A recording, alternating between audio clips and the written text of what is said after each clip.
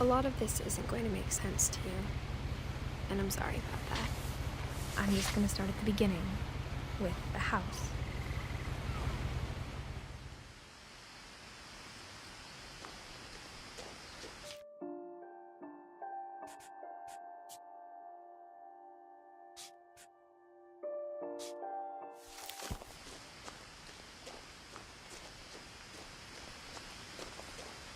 I lived here until I was 11, but I wasn't allowed inside half the rooms.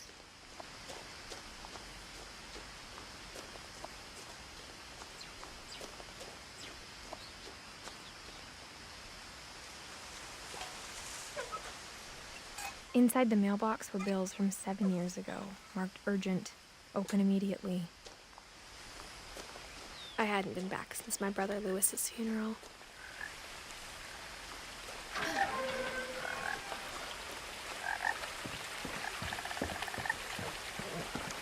In her will, my mother left me a key, but didn't tell me what it unlocked. Maybe she thought I'd know. Or she thought the mystery would be enough to bring me back.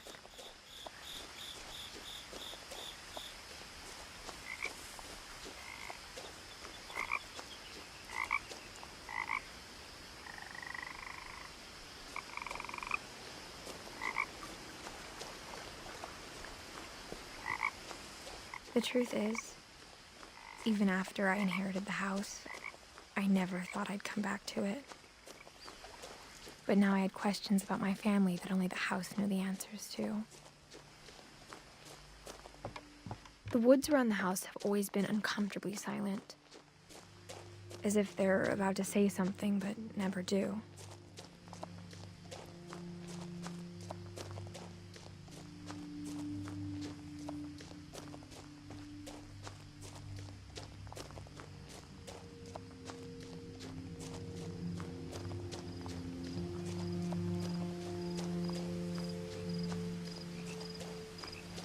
The house was exactly like I remembered it, the way I'd been dreaming about it.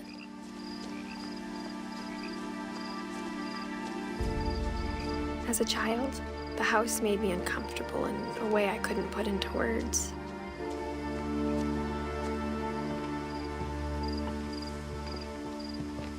Now, as a 17-year-old, I knew exactly what those words were. I was afraid of the house.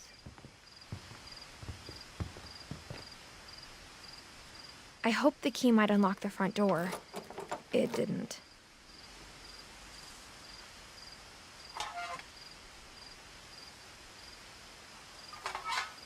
Looking in, I felt like the house itself had been waiting for me.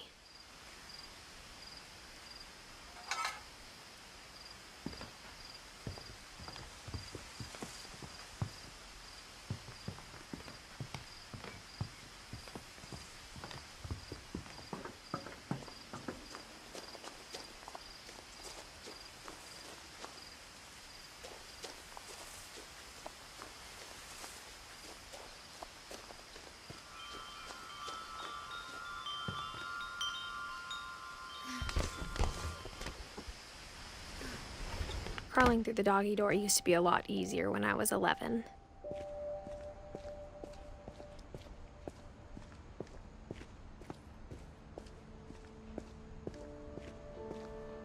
The power had been turned off the night we left. For the first time in years, I felt like I was home. But instead of a family, there were just memories of one. Like how only one restaurant would deliver to our house, so we had Chinese a lot. Nothing in the house looked abnormal. There was just too much of it, like a smile with too many teeth. Mom always told me to stay out of the basement, so I wasn't too surprised when the key didn't fit.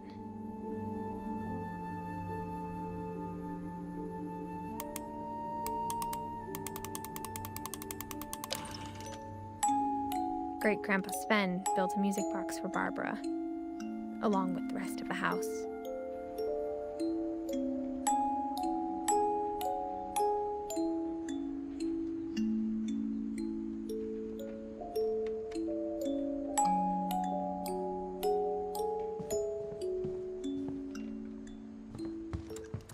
Even the fireplace had a story.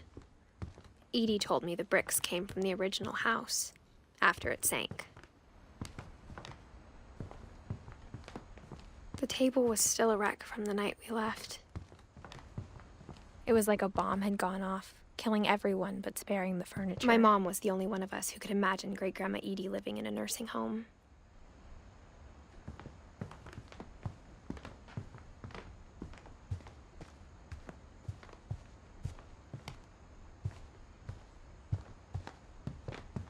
After Lewis started working at the cannery, we all got pretty sick of salmon. Except our cat, Molly.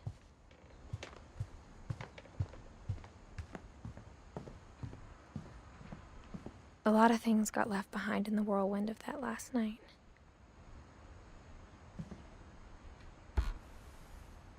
Edie told me once that every Finch who ever lived is buried somewhere in the library.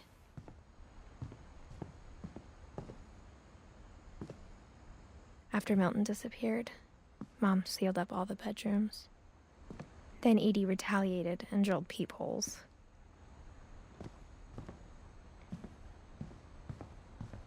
Whenever people ask me about my family, the first thing they always want to know about is Barbara.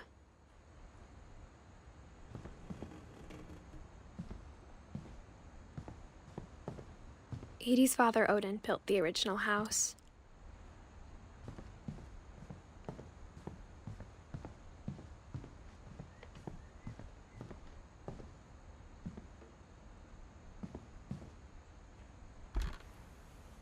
My Grandpa Sam spent 7 years sharing a room with his dead brother, Calvin.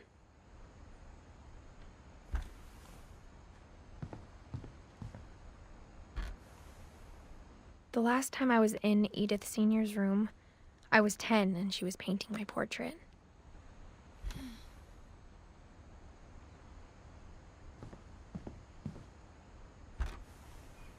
As a kid, I just assumed every house had peepholes and sealed rooms you weren't allowed inside of.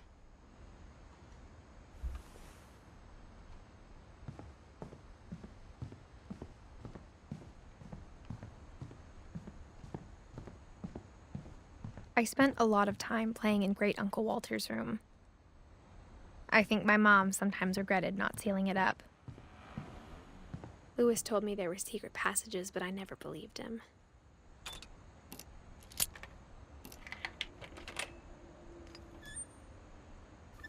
Turns out, my mom was really good at keeping secrets. Now it was time to find out what my mom had been afraid of.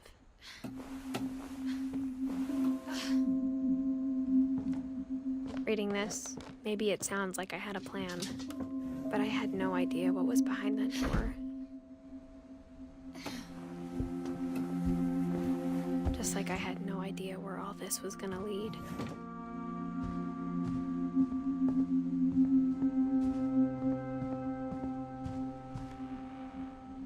I got the sense Edie had spent a lot of time here, before my mom sealed the doors.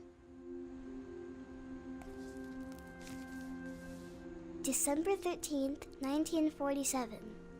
Dear Diary, I'll be gone soon, but I wanted to tell somebody about what's gonna happen. It started when Mom sent me to bed without dinner. I woke up and I was starving, so I looked around for something to eat. The gerbil food was dry, but I didn't mind it.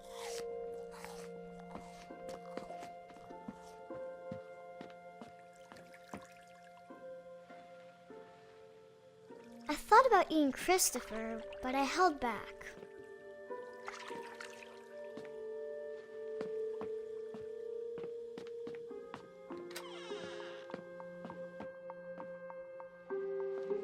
I kept eating and eating.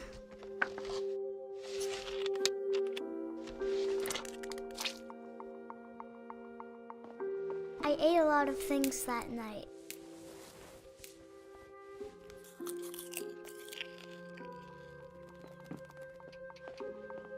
Then I heard chirping outside my window. It was a barn swallow going back to her nest. I reached out for her.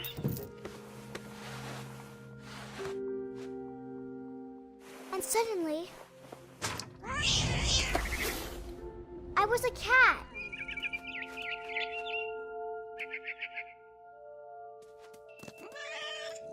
I tried to be quiet, but the bird was really scared.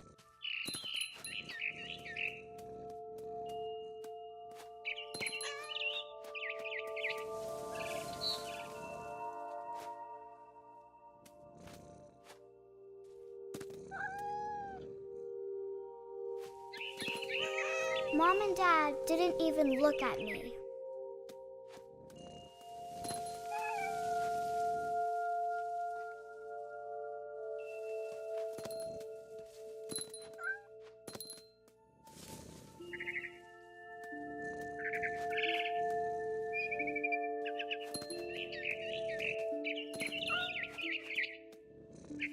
I jumped and I almost got her.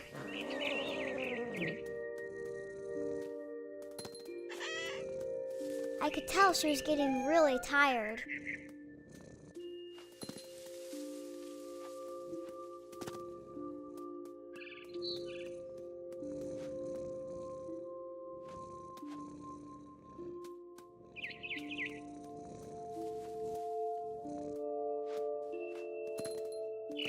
Now I was up in the big tree.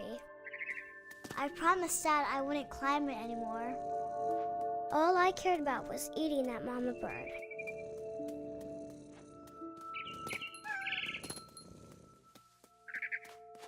I gobbled her up.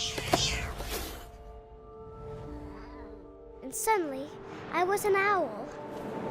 First, all I heard was the wind. Then I heard little teeth nibbling in the grass.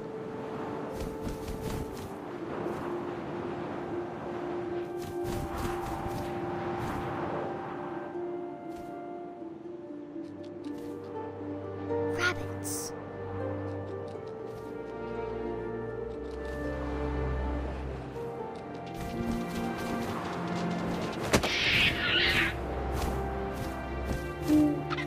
I imagined his face looking up and seeing mine through my talons. I swallowed him up, and I didn't chew one bit. Then I flew off to find something bigger.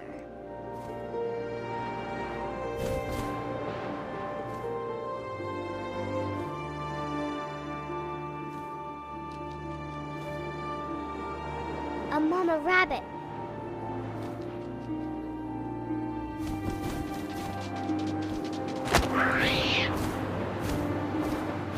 She was almost too big to carry.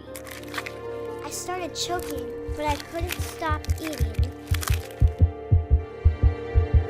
And suddenly, I was a shark.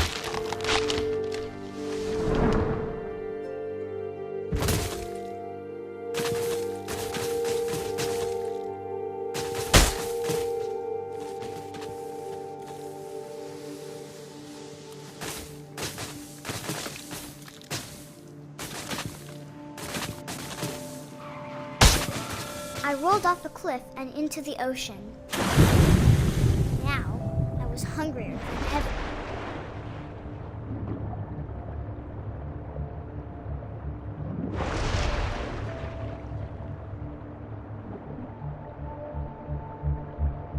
I wanted fat, juicy seals.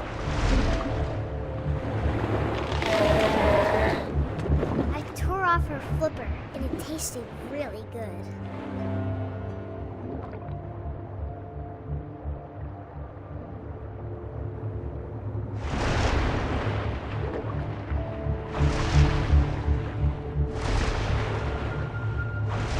Grabbed on tight.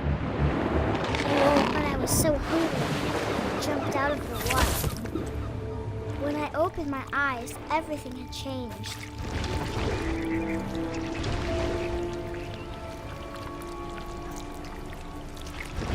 Now I was a monster, and I smelled people everywhere.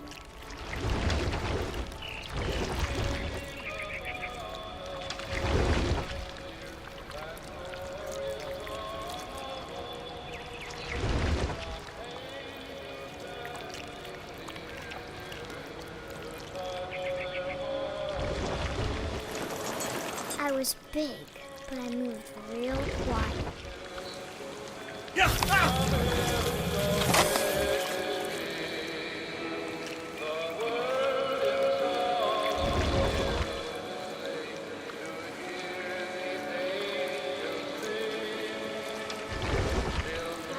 wanted to stop, but also I didn't.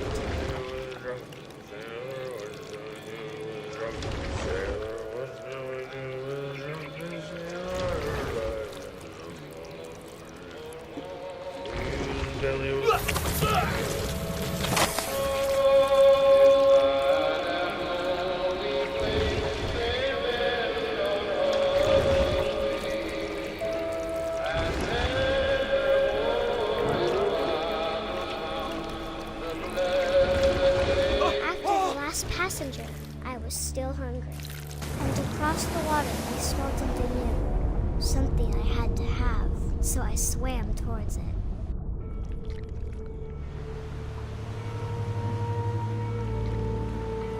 I slithered onto the sand, and the good smell went into an old pipe.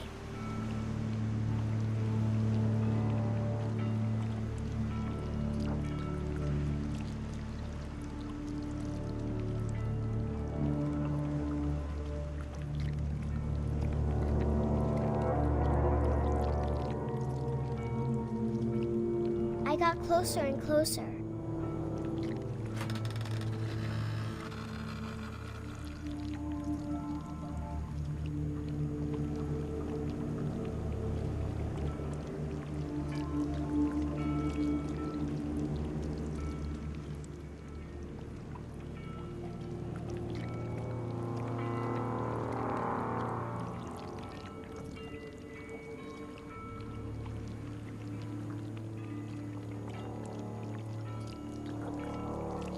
All my stomach started growling. And suddenly, I was me again. I held my breath for a long time, but I couldn't hear anything. I think it's waiting for me to fall asleep. But it's not going to wait much longer. It needs to feed, and we both know I will be delicious.